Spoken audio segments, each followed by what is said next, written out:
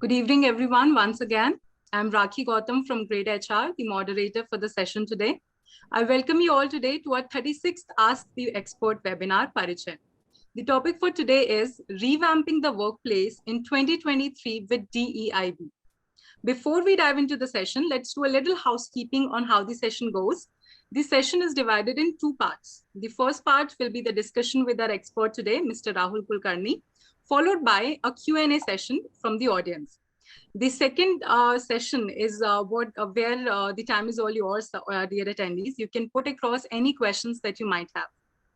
Now, without any further delay, let's start the session. A diverse workforce and inclusive environment can foster innovation and promote psychological safety at the workplace. It starts with addressing unconscious bias within your employee population and workplace. DEIB goals are increasingly important for HR teams, but many are still getting acquainted with the DEIB space. If you are wondering what is DEIB and what you can do to create a psychologically safe workplace which is rich in DEIB, do not worry at all, because this is what we are going to discuss today in length. In the next 1 hour, we are going to discuss this with our expert, Mr. Rahul Kulkarni, and understand the importance of DEIB and its various strategies. Now, once again, a very warm welcome to Mr. Rahul Kulkarni. So we are very glad to have you here today with us. Thank you. So before we start the session, I would like to give you a quick introduction about our expert. Mr. Rahul Kulkarni is a committed learner, achiever, and thinker in the field of people and culture enrichment. He has over 25 years of diverse industry, local and global experience. He has associated with global pharmaceutical, information technology products and services, and healthcare organizations such as Cipla, Sun, Glenmark Pharmaceuticals, Stryker Corporation, Excelia Group, and CDC, and Rainbow Children's Medicare Limited. He has been in close collaboration with global PE funds on developing and implementing business value creation through people. He has a master's degree in human resource management and a law degree from Mumbai University and graduation in commerce from Marathwada University. Once again, I welcome you, Mr. Rahul Kulkarni, and we are very excited for the session today. Thank you. Looking forward for interactions as well. Great, great. So now I'll just quickly jump to the questions that we have. So to start off with, I would first like you to help us understand DEIB. Like help us break it down for our audience. Okay, so thank you very much. I think let's keep this session absolutely interactive. So please do ask questions. Let's interact. It's always two-way communication helps, because most of the time in webinars and virtual conferences, when you interact with the participants and vice versa, the session gets more interesting and informative as well. So I would also like to learn and unlearn from you something from you and the participants as well. So before we dive into the concept, the most important part of organization life is people. Without people, the organization doesn't exist. Whatever you want to do, I think you need to have right set of people, right type of talent within the organization.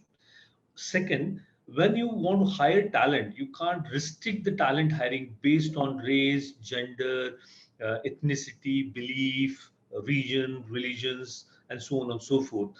If you do so, that couple of things which comes up from an organization point of view. So one point which comes up is, how are you attracting talent? Are you missing on the talent which as an organization you definitely recruit? Because you'll be limiting yourself with a limited pool of talent. Let's take a simple example of gender. If I say that only one particular gender as an organization we would hire, then you are restricting yourself with one set of people. So your talent pool is not going to grow. Okay. The second aspect from an organization point of view is growth. Okay, which is any organization for that matter exists for growth and development. For that, you require different sets of people, and industry is agnostic, right? In that sense. So when people are there, then you can grow and scale up your business very well. So diversity, equity, inclusion, and of course belonging, this part and parcel of organizational growth, their own existence. Right now, no one can dispute that. If you don't have this as a part and parcel of a business strategy and top of your agenda, you can't take your business forward. When different people come to your workplace, innovation happens. You understand the market dynamics really, really well. You become an employer of choice. So people, when they see that you've been even I've been appreciated as an individual, and my talents get recognized, irrespective of the gender, race, ethnicity, belief, and so on and so forth. I will get attracted towards that organization forever, and also I'll attract and contribute to the growth and development of the organization. So I think it's just not a concept; it is a necessity now. It is the prime thing on the top of every organization agenda. Definitely. I completely agree with what you said, Mr. Rahul. And I'm sure, like anybody, even in, it's both professionally and personally, it's important wherever you are working, wherever you are at, if you feel, welcomed, if you feel that your opinions are being heard, you are being accepted, you grow differently, you bloom that way. So completely understand and, completely agree with you on what you said. Thank you so much for that. So moving on, as you said that you broke down DEIB for us, I would now like to understand, according to you, how can we build an inclusive workplace, keeping all these factors in mind? Absolutely. I think, the first and foremost point, it should be the top of your agenda. As an organization, you need to really look at it, that I'll track my indices every month on these 1, 2, 3, 4 parameters. That's one. Secondly, understand the gaps. See, what happens is, when you look at as an organization, there are different sets of people are working there. Different, we talk about X, Y, Z, millennials, and so on and so forth. So which come into the workplace. Every generation, every individual brings a different perspective to the table. So we need to really remove those biases from the people mindset, that these are the gaps, and that gaps could be from an organization point of view, from a people point of view, infrastructure point of view, inclusiveness point of view, policies point of view. So we need to understand those gaps and fill those gaps in a very structured way. So that is the second thing we should do. So that third thing, track it aggressively. Okay, that yes, every month, every time we sit down as a management team, track those metrics very well, so that that as this is on top of your agenda, everyone should work towards it. And fourth is, make your workplace so inclusive, okay, so diverse, that irrespective of the person belief, the person feel connected, engaged, associated with the company, associated with the people, and the workplace is safe and secure to perform, and come to the engagement point of view. So those of initiatives an organization definitely take to make and build a very inclusive workplace.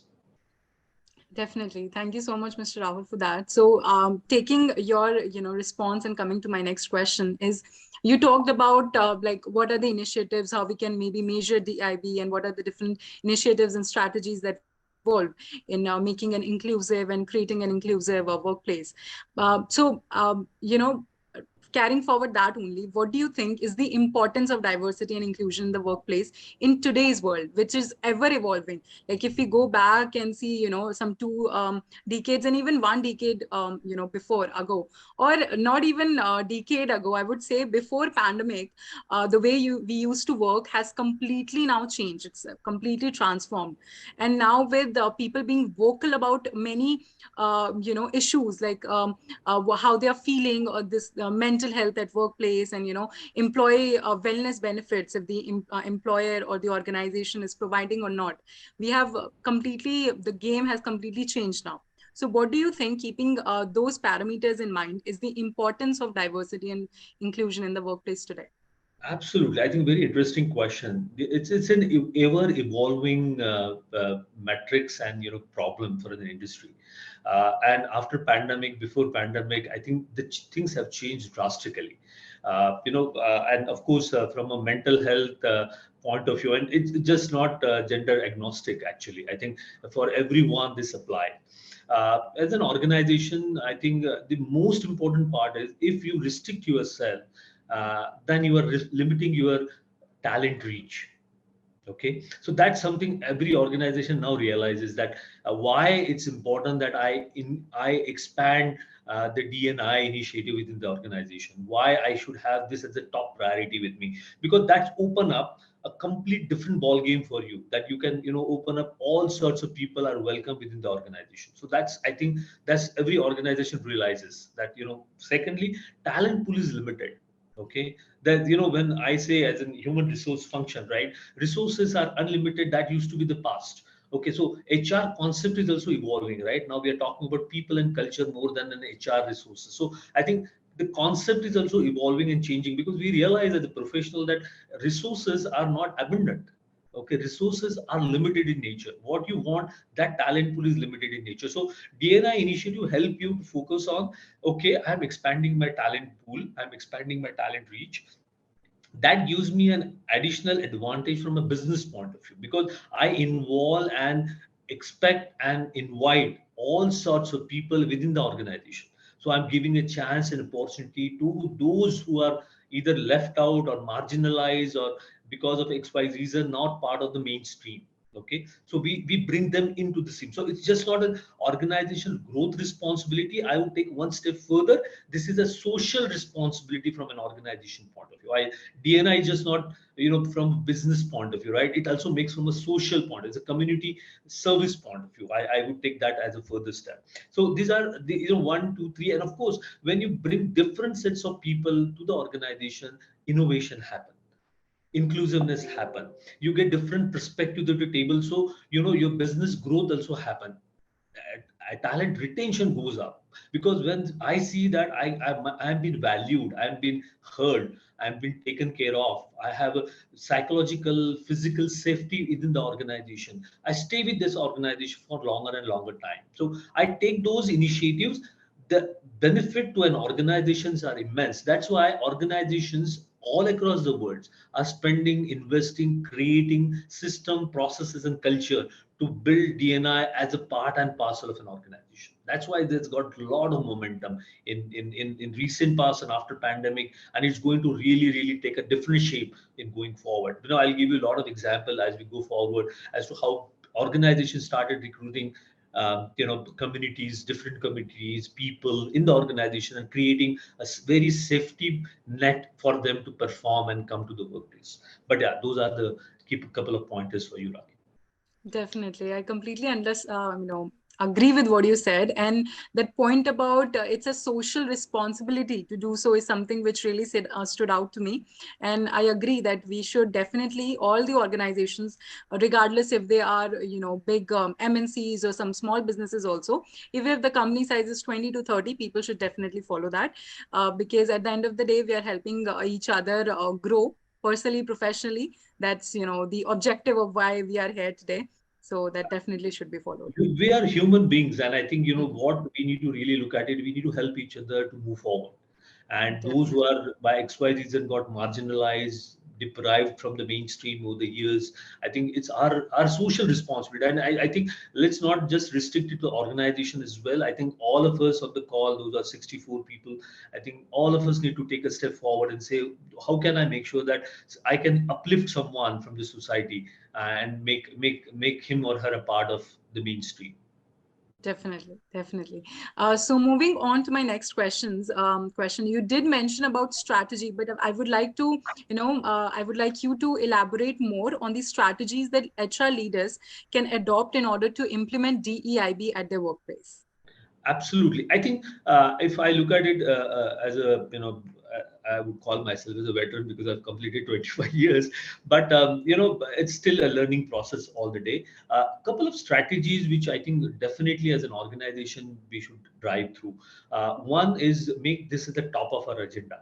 Okay, always and always don't keep it as this point 2 or 3. Okay, keep it as point 1. Typically we do a couple of other metrics or indices as a point 1. 2, promote and create an unbiased environment within the organization. It takes a lot of time. I can vouch for you and those people on the call, and all of us, we would know, changing our belief systems take a long time. And with the change in time, it's a responsibility of HR leader that he should take this at the forefront of everyone and say, how can we change and remove the biases, and involve and invite and welcome all belief system, region, religion, genders within the company. So it takes time. If you do that, I think that really help. The third is, as I said, I think practices, policies, and structure within the organization should be more welcome. Okay, recruit people. Don't restrict, because in certain thing what happens is, people are very particular. I want this sort of a person, that sort of an individual, this sort of a background, this sort of an education, and so on and so forth. So I think we need to remove and make the JDs neutral. I always say to my team that make the JD neutral. Don't restrict yourself with XYZ stuff, what criteria we used to have. So I think that will help. Secondly, understand and create a very inclusive culture within the company. All the leaders should talk the same line and length, so that now it becomes a part and parcel and a way of life or culture of an organization. And then track those indices every month very closely, and reward the behavior, reward the person who is taking the initiative forward. Create those groups within the companies where they feel secured. Create those practices where you welcome those beliefs in the company. So if you do all these initiatives and promote your organization as a most inclusive organization on the social media platform, so that people feel that yes, we can look at it. I always also track the retention percentage. I think that actually helped me a lot, because then you know why people are leaving, why what's the pain point, and then then you can track back and say, okay, how can I make sure that my organization become more inclusive, and people they open up. Most of the time you don't get a feedback when they leave, but after a couple of months you can go back and do a feedback session with them, and then you definitely see a change. So a lot of initiatives can be done, a lot of good strategies can be built. I would not be able to pinpoint, Rakhi, which strategy work for an organization, because one scale doesn't fit all. You need to really understand where your organization stand today, what can be done, and what are your objectives. I think every organization would have a different objectives from implementing D&I initiatives. So I think that really depend on where they are, what they want to do, and what are the gaps. So based on that, we can really do well, and wonders can be done if you implement D&I.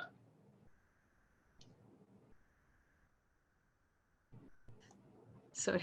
Yeah, I agree with what you said. And, the point where you mentioned that feedback is important, like it's the main, because in any communication, even when you do, and if there's no feedback, we call it incomplete.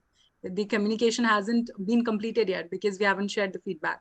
So definitely when we talk about D&I initiatives, it's important that we take feedback from, employees. They are the ones who are actually, will be part of that. And we should definitely take what they have to say about it, because, and when we talk about D&I, we talk about being heard. So that should be one of the most important and top priority for all HR leaders and organizational leaders.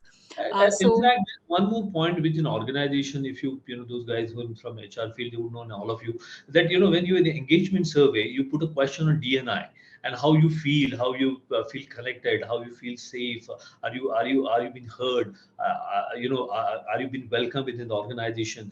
Those feedback, those questions, if you ask and people give you, that could be a good starting point to figure it out where you stand as an organization from a assessment and gap analysis point of view. Definitely.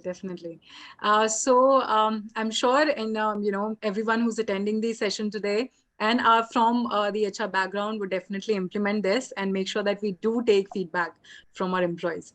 So moving on to my next question, you have, I think, explained this, but I would just like you to, maybe summarize it in a way that what do you think would in DEIB rich workplace look like? Like, what are the examples? If I say my organization is very, it's very rich in DEIB, and we have so many initiatives, but what does that, look like for an outsider? Suppose I'm applying in a company, and I have this first round of interview where I'm discussing, okay, this is what I want, or this is my objective when I join as an employee in your company. What is it that you can offer me? So there, when an HR is highlighting their DEIB, what would that look like?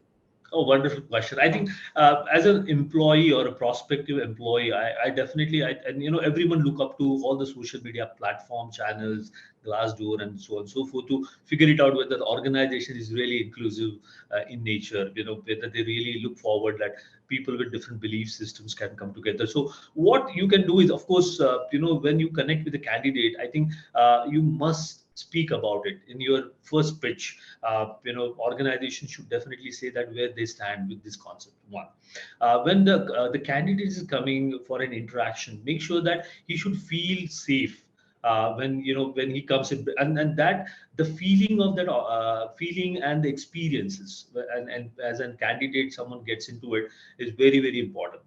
Third, when the candidate walks in, and or maybe on your platform and channel, you must talk about what sort of a diverse employee base you have as an organization. I think most of the organizations now started putting it up on their websites and then the annual reports. But race, ethnicity, gender, age, citizenship, educational qualification, income, beliefs are coming up. As earlier, if I recollect, when a listed company used to just publish the gender ratio. Okay, now I think organizations started realizing that I need to also expand that base in a very structured way, where all sorts of people from anywhere in the world should feel what sort of an employee base, what sort of a culture I have. That gives me a great satisfaction, rather than putting a statement that I'm the best gender neutral place or most diverse place. Talk about your matrix. Give this matrix in front of people. I think people will be really, really charged up to join your organization.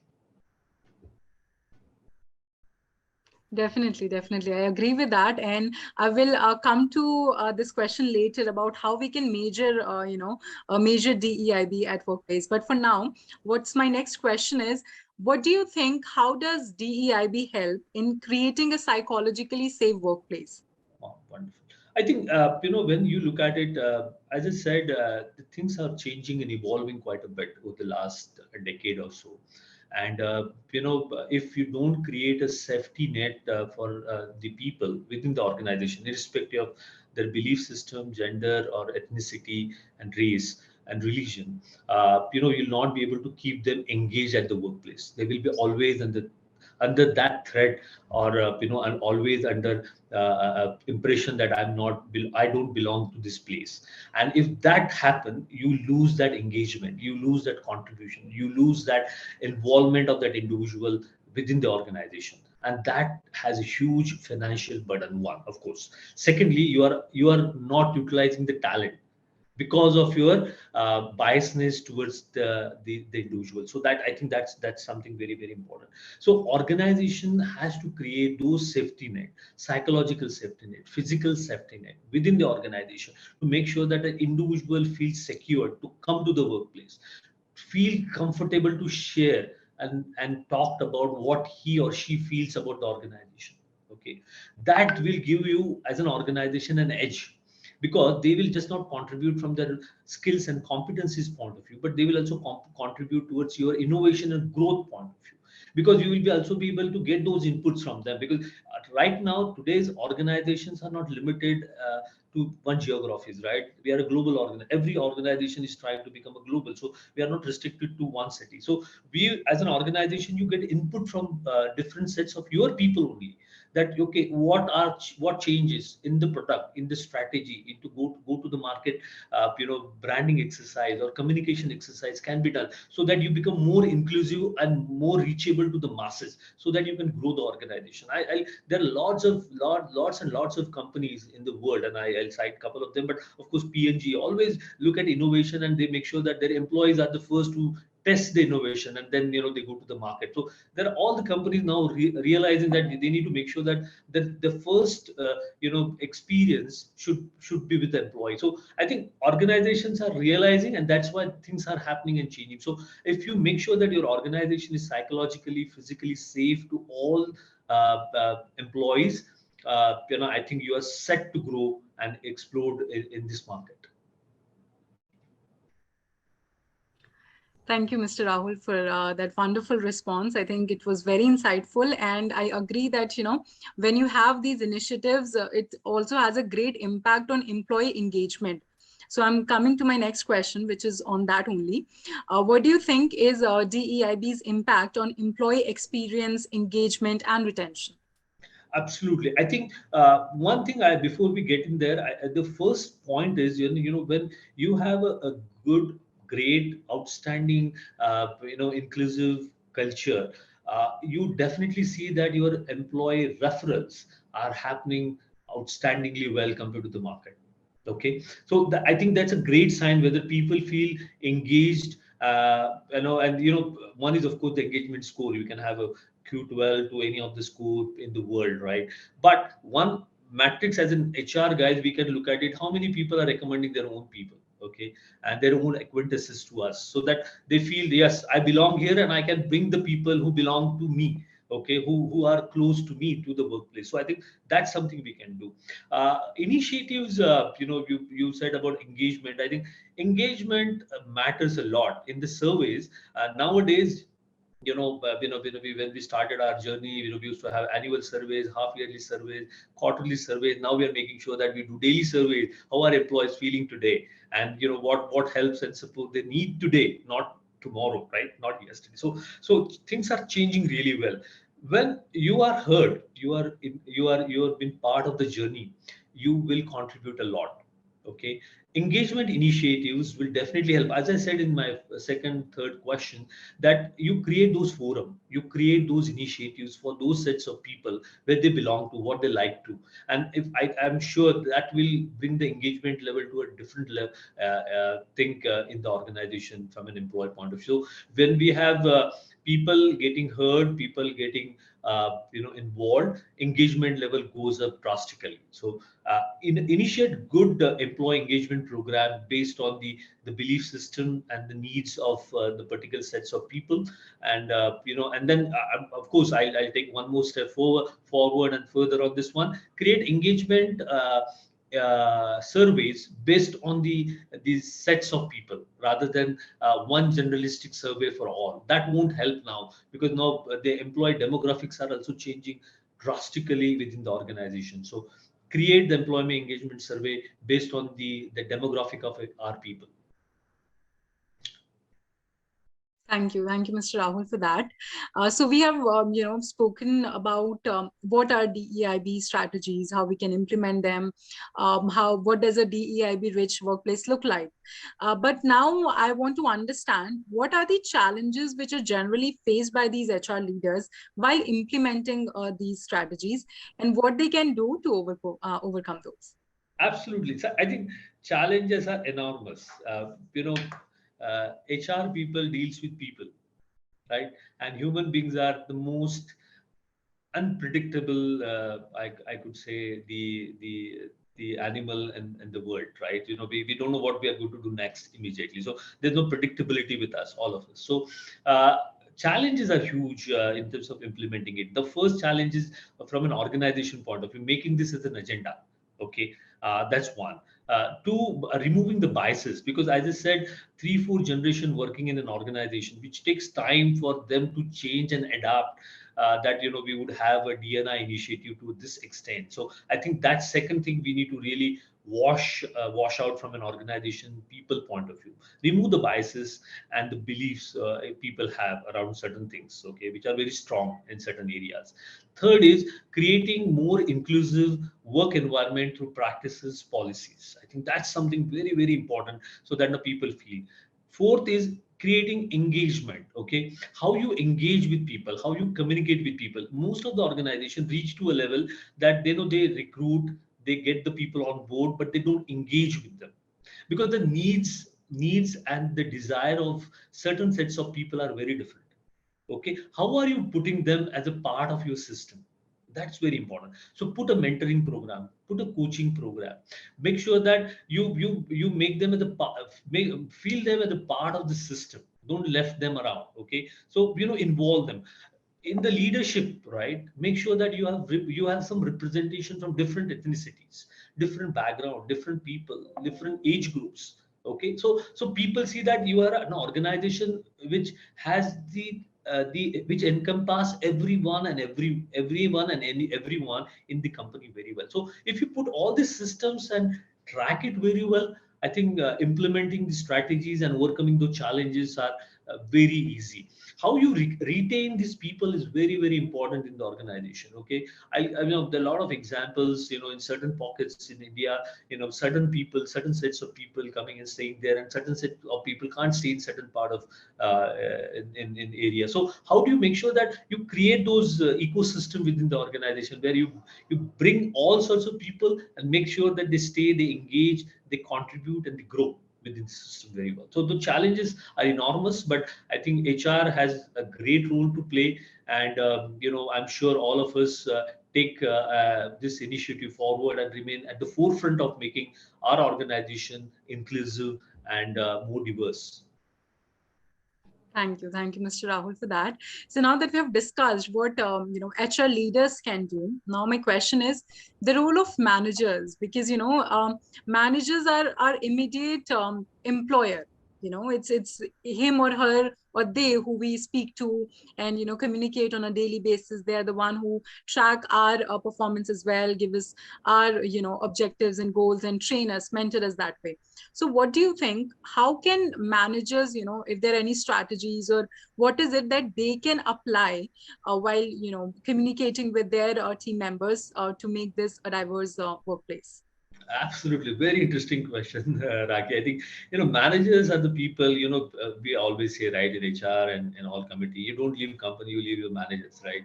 If your manager is good, you will always stay with the organization forever. So that's something happen.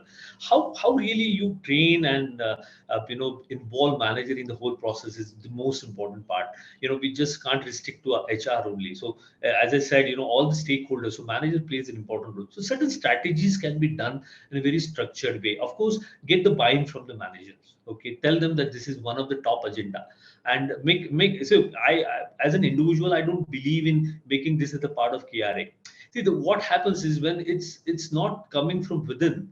Okay, it's coming by force. It's something which always restrict yourself. So certain initiatives can't be a part of KRAs and performance appraisal and promotion and improvements in life, right? I think certain things need to come from within. Okay, and that within you need to ignite. That ignition should be done by HR. Tell the manager that why it's important, why it is critical, what can be done, why we are doing it. You have any apprehension, please get it resolved. But make sure that this remains part of your agenda. That's one. So get the manager turn on the side of yours so that happens. One. Secondly, make sure that manager is accountable in doing a deep dive with the team. Okay, what are your needs? What you want? How can I make sure that you've been heard? If there's something which is missing in the organization, how can you do it? So one-on-one communication should happen within the manager. There are a lot of strategies we have done in the past, but very focused one is, of course, do a skip level meeting, do a manager level meeting, do a team level meeting in and around DNI within the group. Okay, just don't do on the performance only. Let's talk about it. How can we improve? What can be done as an organization? So if the manager take a lead on those initiatives, and HR should facilitate those sessions. Okay, that can be done. Third, managers should do an independent surveys about their team members. Okay, what are they doing? Don't keep it as an HR agenda. Keep it as a manager agenda. So manager runs it, but you facilitate it so that he owns the initiatives with him. So if you do, and then of course reward, recognize the manager. As I said, in leadership level, keep different people, okay, with different belief system, ethnicity, gender, so that you feel that an organization is more diverse and more inclusive in nature. So if you do manager, you improve the managers involvement in the entire process, I think you will definitely see a different results coming out of it, and it should be actually driven more by the managers and facilitated by HR from a front ending point of view. Definitely, Mr. Rahul. So we have discussed, how we can implement it, how different, people play this critical role in implementing these DEIB strategies and creating and building a workforce which is very rich in diversity, inclusion, belongingness. So now my question is, how can we? So we do, we work on these strategies. We have this whole roadmap with us. But then how can we measure this? What are the tools that one can use to measure this? Of course, there are a lot of parameters you should measure into. Of course, we used to measure the gender ratio in the past. Okay, but other metrics from ethnicity, race, age, background, you can definitely add education, income, skills, belief in the measurement criteria. Publish it very well as an organization, that where were we, where are we, what we intend to do. Set some goals from an organization point of view, otherwise it will not happen. Two, in your retention strategies, when you do this feedback surveys, right? In retention also, at the time of exit or after the exit, do a proper survey. What went wrong? Why? And then document it and share those. But most of us, we don't share the feedback, exit feedback openly, candidly with the team members.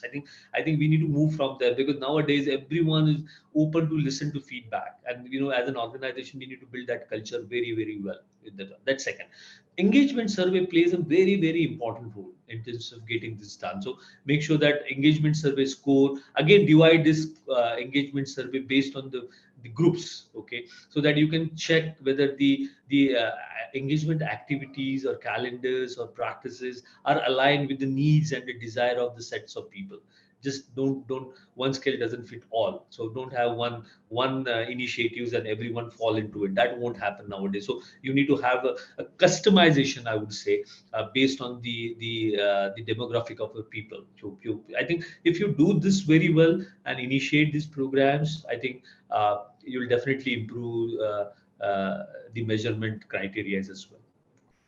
Great. Thank you so much, Mr. Rahul, for that. And I see that our audiences have already started putting down their questions, and we will be taking that just after a few questions from our end. And also, if anyone who wants to ask a question and hasn't put it across yet, please feel free to do so. We'll be taking that ahead in 5 minutes or so. So coming to you, Mr. Rahul, my next question is, like we talked about manager's role, HR leader's role. But now I want to understand from you, how can organizational leaders promote DEIB at the workplace? Do we do some, engagement programs, or, these workshops maybe with our employees where they get to interact with each other and promote so? So what is your, take on that, and what are the suggestions that we can give there? Just a minute. I lost you in between. Sure, no problem. Sorry. You asked me the question again, please. Yes. So we discussed a manager's role, a HR leader's role, right?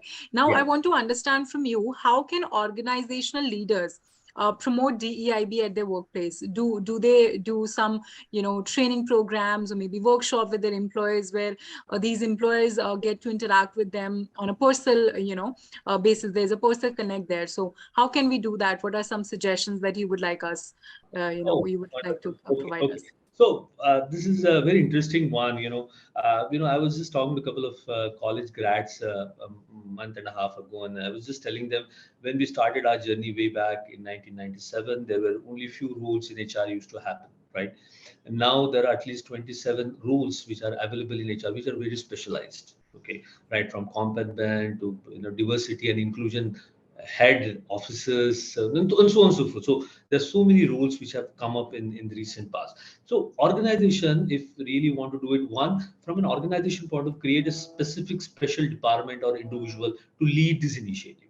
Okay, don't keep it as a part of, because if there's a focused approach from an organization point of view, you will definitely see a great results coming out of it. So put a focus, put a team, put a dedicated resource to run the entire initiatives well. So I think that's one. Secondly, training people is very important in this entire thing. So train people, motivate them, groom them, make sure that they are part and parcel of the system. They get to know that this is one of the key agenda from an organization point of view, why organization is doing it, why it has to happen, and why what's your role, what are the do's and don'ts from an organization point of view, each one should follow. So those boundaries should be created really well, so that everyone knows their roles and responsibility in terms of promoting it.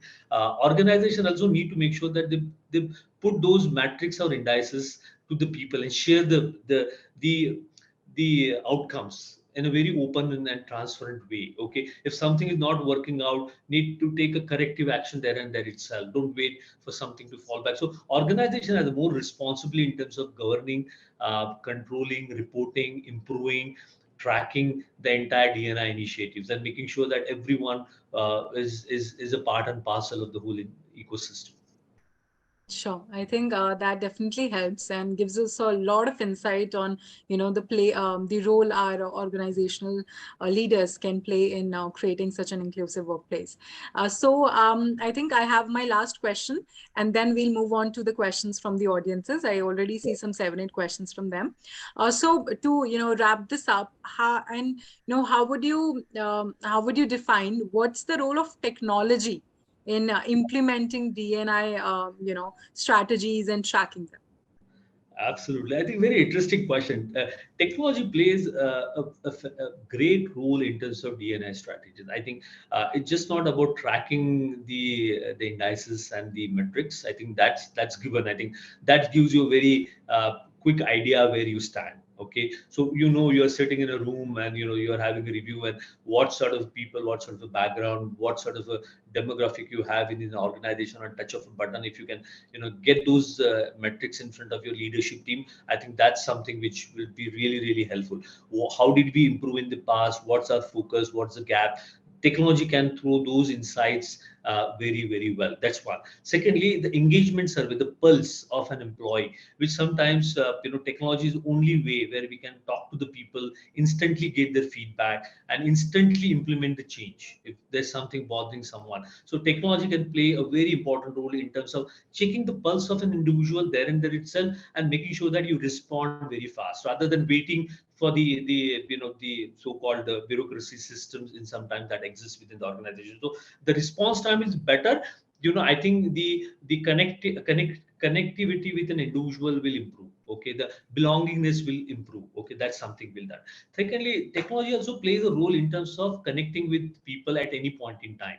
Okay, so if you are in distress, in need, technology can, you can just reach out, pick up a phone, talk to people, have a call. If you want counseling sessions, a mental health challenge, anything which is bothering you, you can just have one-on-one connection, because at the end of the day, we want someone whom we can rely on. We want someone whom we can talk to, whom I can express with. You can't express yourself in front of a mirror and say what exactly. So if you talk to people, I think that technology can definitely be an added advantage from an organization point of view.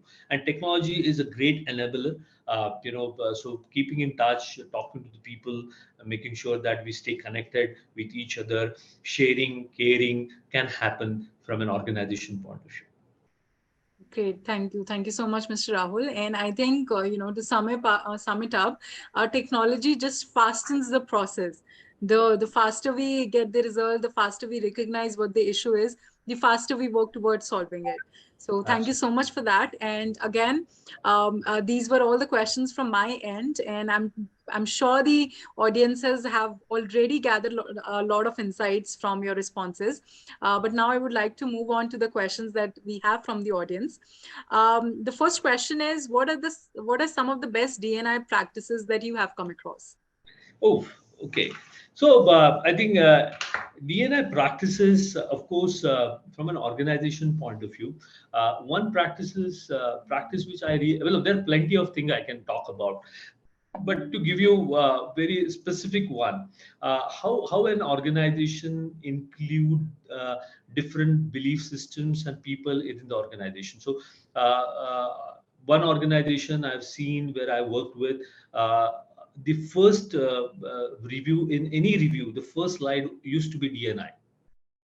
Okay, and there used to be 6 parameters which we used to present, and we used to really, everyone used to contribute. Where were we last, vis-a-vis last quarter, last year? Where are we? What's our goal? How can we improve it? What can be done? What's not happening? What can be, improved on, so that now we move up in the ladder in this particular area. So that's something as first thing, which, the best practices I've seen. Secondly, engagement surveys. I think, as I said, engagement surveys gives you great feedback where you stand as an organization, and you can take a very proper action planning sessions on those feedbacks. So that's something, and rather than doing it half yearly or yearly, try and do it as frequently as you can. Again, it really depends on organization goals and objectives, but you can do this and get to know the pulse of the people very well, and do a proper action planning around it. So that's second.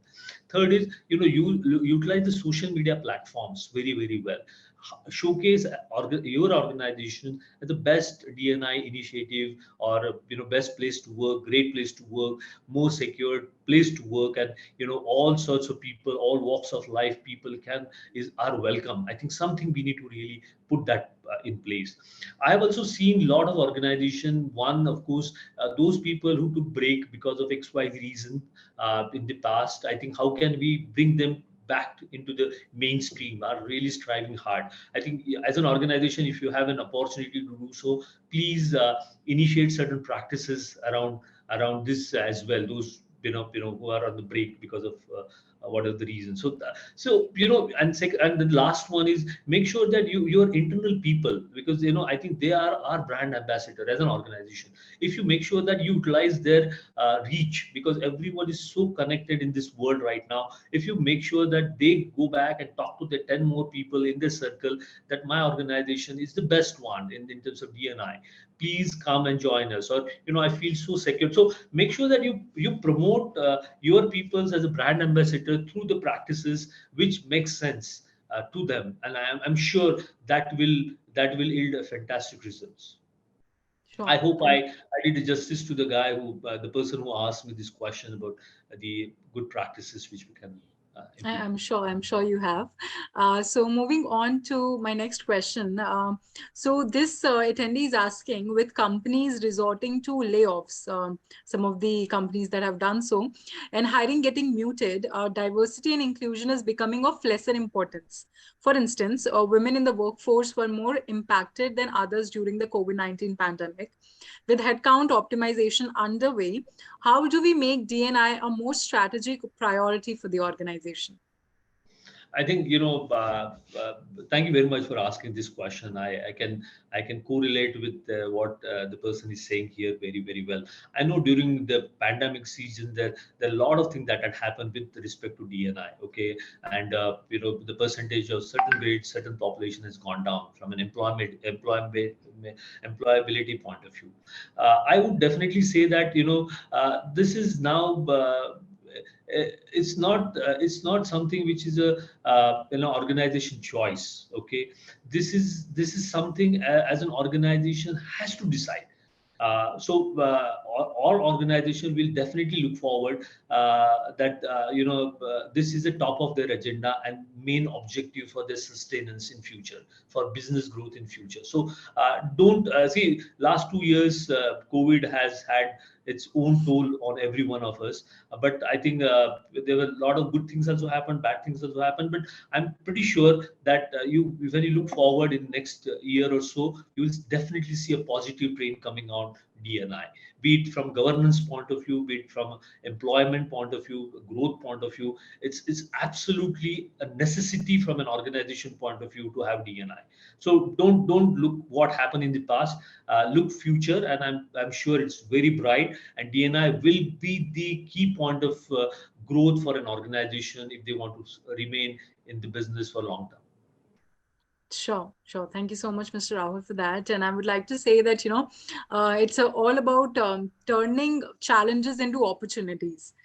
So that should be the mantra that we should be following right now, and try to, weave out different ideas and strategies that we can do to create a more psychologically safe workplace where we are valuing each employee the same. So moving on. Yeah, moving on to the next one. Just to add there one thing, Raki, I think, see, progression and recessions are the part and parcel of life. Okay, so when there's something happens, something will come after 10-15 years, but of course opportunities are abundant. In, I can bet you, if you go to any organization, I'm sure you're talking about ITs, but there are hundreds and thousands of openings now coming up in IT as well. I'm in part of NASCOM HR group, and I keep seeing that. Okay, certain things are up and down in the industrial cycle as well, but I'm sure, but the job market is as robust as it can be. Certain things will happen, certain industries will come up and down, but the opportunity is really there for the good talent in the market. So don't lose on your skills and competency. Keep sharpening on, and I'm sure you will find opportunities coming on your way. Thank you, Mr. Rahul, for that. Moving on to my next question. Are ERGs, employee resource groups, helpful to promote DNI? Of course, I think they are the part and parcel of the entire ecosystem to run the organization, and ERG plays a very important role. But again, you as an organization, you have to make sure that they feel accountable and responsible for driving it up as an organization agenda, and it should come from within. So I think if you do this, I think they are the people who knows where to plug, what to plug, and how to plug it. So I think they are the key people in resource deployment and utilization point of view. Definitely. Moving on to my next question, is it essential or beneficial for HR professionals to get a DEI certification? I think Of course. somebody who's an aspiring HR professional might be asking this Yeah, question. absolutely. I think the person who's asked this question, please get the certification done. Make sure that you get yourself acquainted with what's coming up, how to make sure that the organization become more DNI focused and priority one. You will definitely get a great career. As I was telling you, there are plenty of opportunities for specialized role as a DNI leader in organization nowadays, which are coming up. So if you have a certification program around it, it definitely would help to make your career in very specialized and very focused area. Sure. The next question is the attendee would like to thank you first for the wonderful session, Mr. Rahul, and he wants to know that they collect feedbacks from employees having one-on-one as well as ask them to fill forms anonymously. Yet they're not willing to share real issues. They're open with their peers, but not being honest with the feedback forms. How do you think we can address this? See, typically what happens is when you don't get the right feedback. Okay, let me answer this a little bit different, and I'm just taking a step here. In your family, when someone is not sharing the facts, the challenges with us, how would we feel? Right, we feel that I don't belong here. I I don't. No one is here to listen to me. So first and foremost, if you are feeling that someone is not sharing the information, you need to bridge that gap, bring that trust element, relationship element into place. And I think all human beings are always welcome when they trust someone. We trust someone, we have a relationship, you will share everything positively. I think that element as an organization we need to bring into the picture. So if you just step back for a moment and bring that trust and relationship with the employees, I think people will share everything and anything possible. They will share the pain, they will share the good times, they will share the bad times, and they will also share the frustrations with you. So take that up. I think if you create a culture of sharing and build a trust and relationship within the workplace, I think this will vanish and disappear in the fast as possible, and people will share their thoughts, candid feedback, not too much anonymous one. I can bet you if you create it, because when they say that I'm been heard, I'm been listened, my feedback has been taken care by organization, and change is taking place based on what I suggest. Why won't people tell? People want, everyone want, 64 of us want that we have someone to listen to, right? We want to go to someone where I can share something to. So create that environment within the organization, and I'm sure this is just a matter of time. You bridge that gap, and people will share the right thing at the right time rather than just a postmortem. Because if all of us on 64 people would know that most of the time we get the information after everything has happened. The postmortem is what we do in most of the cases. So how can we be proactive and people can share before anything happens? And the people in the systems knows what's happening, what's going on. So create that environment, and I'm sure things will turn upwards. Sure, definitely. Thank you so much, Mr. Rahul. Moving on to the next question. Ms. Swati is asking, as it is said that everything comes with a cost. How is it feasible for mid-sized companies to implement DEIB at workplace with limited resources? As DEIB is rational in nature, it is difficult to measure it. So how can we measure it objectively as well? Swati, I think it's an interesting question, but just want to understand from you, what do you mean by cost? See, at the end of the day, you are going around looking at creating a safe and secure workplace for anyone and everyone. Okay, one. Secondly, you are also expanding your talent pool and talent base, so they are available in the market. There are certain tweaking if you're an organization point of view you are doing. I think you can create a proper ROI presentation. I know money is universal language, which everyone understand better, and you need to also measure the ROI from a investment point of view. But do it. I'm sure. I give you one very quick example. Way back, I was part of one initiative, and we were looking at an establishment to set up, and we did a huge research across all cities in India, and finally we landed up in doing that establishment in Goa. And when this was long time ago, and we did a proper ROI why we went to Goa. And I'll give you one classic example. I had 73% of my population, working population, were females in Goa when I opened up this center. And what happened then is a remarkable story from a growth point of view. But what I'm saying is, when you put the ROI and the justification properly, I think, I'm sure no leader would ever say no to it. Just get the facts right, get the business mix right, and you will definitely see things happening well. You can connect with me in case you want on my personal thing, and I'll help you to navigate certain challenges in those sessions. Sure. Thank you so much, Mr. Rahul. Moving on to the next question, I'll just take one more and then we can wrap the session.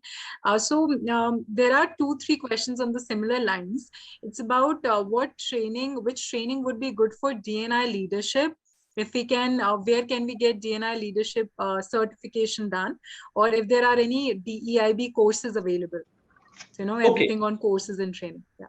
Okay, so D&I courses in India right now are not available. It's Western countries, it's available very well. They're happening right now. Certain institute, CHRO and all, are now trying to get the certification done. Look like I haven't seen it, but I know for sure. Now there's one course been run by 1 or 2 institutes in India on D&I, which are very specific courses. I was part of one of the thing right now. I don't recall, but I'll share that with you. But you can do that as well. About the training, I think the training is very important. There are a lot of D&I training happening, open courses.